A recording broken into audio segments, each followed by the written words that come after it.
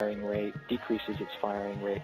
And that cell-to-cell communication in different parts of the brain that are activated are really what produce the hallucinatory state. And the way that these cells communicate is when, for example, the serotonin 2A receptor is turned on by LSD, it activates additional proteins. So you can think of it as a cascade or a waterfall event, where at the top of the waterfall you have LSD binding to the receptor, which initiates a number of different cascading events. And these different cascading events acutely modify how the brain cells and neurons talk to one another throughout the brain. But they keep going down and down and down until eventually they activate proteins that will cause genes within the nucleus of these neurons to produce more proteins. And so the gene expression changes are really sort of the other end of the cascade, where you're seeing not proteins communicating with each other by modifying proteins, but really gene transcription events, where you're getting actual RNA made from the DNA to make new protein. And it's those events of gene expression that could then modulate the long-term effects of LSD rather than the acute term effects. Well, I do want to talk about the long-term effects of LSD. Particularly, I want to get into the notion of flashbacks and other effects that people might think of as being negative lingering effects from LSD use. But before that, I just want to say that what's really remarkable about LSD, from my perspective, is the enormous psychological effect that a very, very tiny amount of the substance produces. I don't know of anything else that is so potent in such minuscule quantities. Would you say something about that? Right. Actually, you've hit the nail on the head there, KMO. With LSD, it's unique by itself because it's around 100-fold more potent than any other psychedelic drug that's out there. And it's not really reflected by how well this drug binds to the receptor. For example,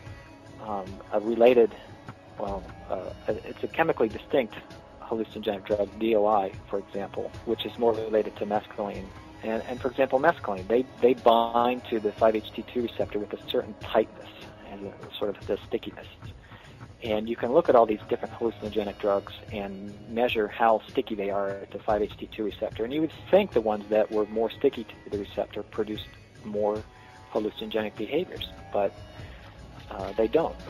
In fact, LSD is a weak activator of the serotonin 2A receptor, but at these exquisitely low doses, it induces these profound behavioral effects. And that's really what researchers out there like myself and other groups are trying to identify is why is LSD so potent. And if we can identify that mechanism, we may have really the critical clue to really hallucinogenic behavior and what's going on in the brain. The question of why it is so much more potent than any other similar substance remains an open question. Exactly. Nobody knows. We have some clues. It was thought for a number of years that, if I may go back to my waterfall metaphor of cascade activation, there's a particular protein activated by the serotonin 2A receptor that is actually called phospholipase C. And activation of that protein has been used as a marker for activity of LSD at the 5-HT2A receptor. But the hallucinogenic potential of different hallucinogenic drugs has not matched the activity of this marker protein, the phospholipase C protein. So nobody really knew what that was. Recently, a couple years ago, actually from my father's lab, they published a paper where they were looking at a different protein marker and activation of a protein called phospholipase A. And that seems to be more strongly activated by LSD than the other drugs. So we have now some clues to go into and look at that pathway. And that was sort of also one of the conclusions from the paper that was in Neuron a couple weeks ago, that they also looked at this sort of MAP kinase pathway, which is it's related to this PLA2 pathway. So we have some clues now to which direction to go, but really it's still an open issue, and a lot of research still needs to be done. You have made mention of possible long-standing effects of LSD that people might experience when they haven't taken LSD, and even when they haven't taken LSD in months or years. And last week on the Dopecast, there was a listener who wrote in and posed the following question, or gave the following report. And this person writes, "One thing I wanted to mention, and see if other people have the same problem. Ever since I started doing LSD back in the day, I have long since repented of chemicals. I have had a problem with sleep. If I don't smoke a little pot at least a few hours before I go to sleep, I end up having these insanely intense and sometimes painful out-of-body experiences. They almost feel like an acid trip. I'm sure there's some sort of lucid dream, but why the pain? Sometimes I actually get attacked by spiritual beings. Just wanted to put that out there." Listening to that report, what do you think might be going on in the brain of this person, and might it have anything to do with his LSD use, which has apparently been discontinued for some time? Well, it very well could be. There's a rate of about 10 out of every 10,000 people who use LSD.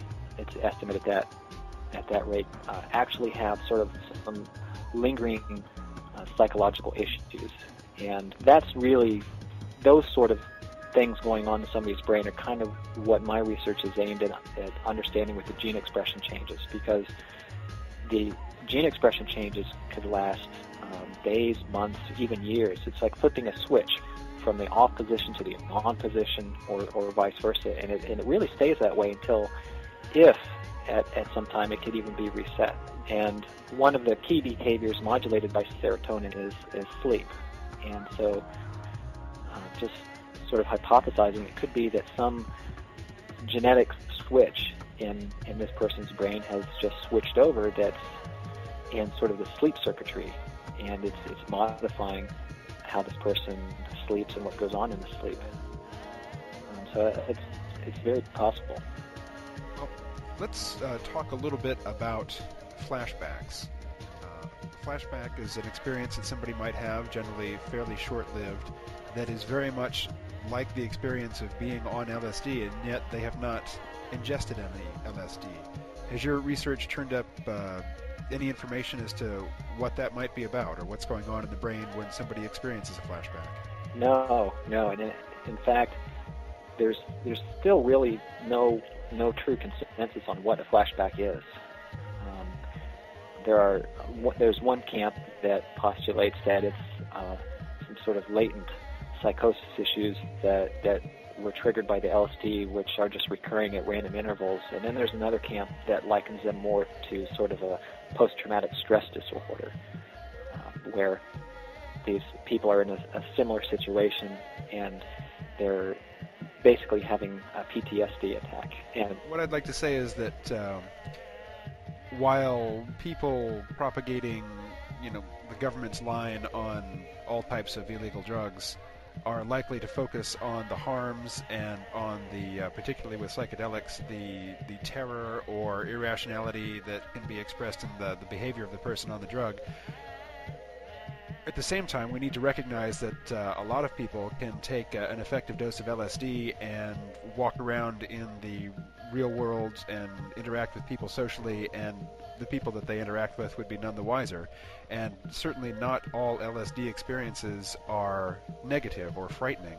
And what happens with some people, when they experience a flashback, they consider it a free trip because they experience something positive and perhaps self-revealing, and they haven't had to pay for any LSD for the experience. So I think focusing exclusively on frightening flashbacks and linking it explicitly with post-traumatic stress disorder seems to be kowtowing a little too much to the propagandists. Yeah, well, I don't think really there's been really any systematic study on that really comes to mind, a rigorous.